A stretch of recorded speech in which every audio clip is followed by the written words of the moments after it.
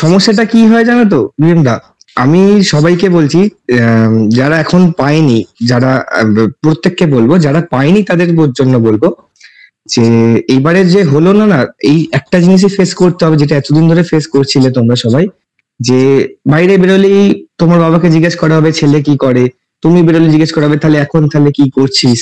এই জিনিসটার উত্তর দিতে গেলে খুব কষ্ট লাগে, মানে কিছু করছি না চেষ্টা করছি এইটাই বলতে হয়। তো এইটা যারা পেলো না তারা আরেকটুখানি চেষ্টা করো, ছেড়ে দিও না, কারণ তোমরা অলরেডি স্যাচুরেশন লেভেলে পৌঁছে গেছো, আর একটুখানি বাকি আছে, সেইটুকু করে দিলেই হয়ে যাবে। তো এইটুকুনি করো। আর যারা পেয়ে গেছো তাদের বলছি অনেক অনেক অভিনন্দন। তোমরা এই কয়েকদিন খুব ভালোভাবে সাবধানে থাকো, আনন্দ করো কিন্তু সাবধানে থাকো, কারণ খারাপ চাওয়ার লোকের তো অভাব নেই।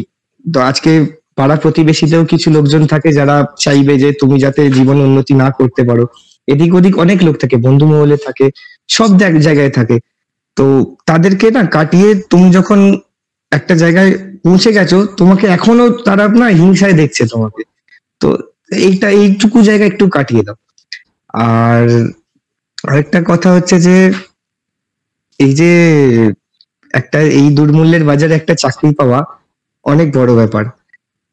ছেলেদের যেরকম এটা ফেস করতে হয় যে এখন তাহলে ছেলেটা কি করছে, এত বয়স হয়ে গেল এখনো কেন কিছু করছে না, মেয়েদের এটা ফেস করতে হয় যে এত বয়স হয়ে গেল বিয়ে কেন হচ্ছে না।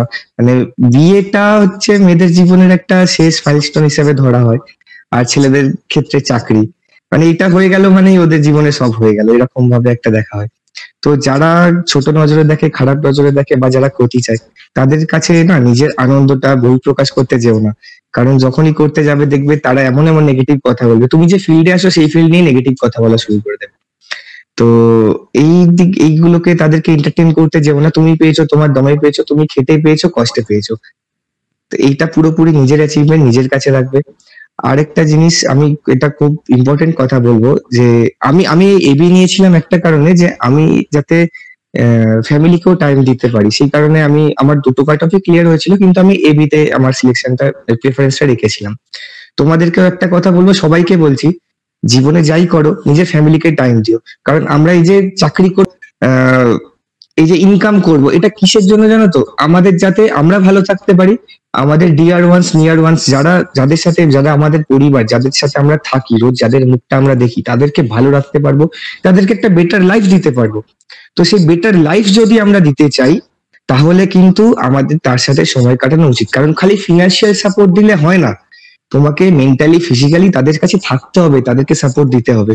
তো তোমরা যেখানেই ডিউটি করো, যে থানাতেই করো, তোমরা বেশিরভাগই সবাই ইউবি আমি জানি, তো যেখানেই করো যাই করো, তুমি কিন্তু নিজের কাছের লোককে টাইম দিও। কারণ আমরা কিন্তু ইনকাম করি ওই একটাই কারণে, যে আমরা যাতে একটা ভালো সময় কাটাতে পারি, বা সেই সময়টাই যদি না দিই তাহলে ভালো থাকবো কি করে? নিজেদের ফ্যামিলিকে টাইম দিও, প্রত্যেকে টাইম দিও, কারণ পরিবারের উপরে কেউ নেই। যখন তোমরা খাটছিলে, যখন তোমরা পরিশ্রম করছিলে, কেউ ছিল না, কিন্তু না পাড়ার লোক ছিল, কিছু কিছু বন্ধু বান্ধব উল্টো পাল্টা কথা বলছিল, কিন্তু পরিবার কিন্তু সবসময় সাথে ছিল। হয়তো কখনো কখনো জিজ্ঞেস করেছে যে কি রে, কবে হবে কবে হবে, কিন্তু এগুলো কিন্তু তাদের একটা আশা যে কবে হবে। তো পরিবারের সাথে থাকবে, পরিবারকে সময় দেবে, এইটাই আমার বলার, এইটাই আমার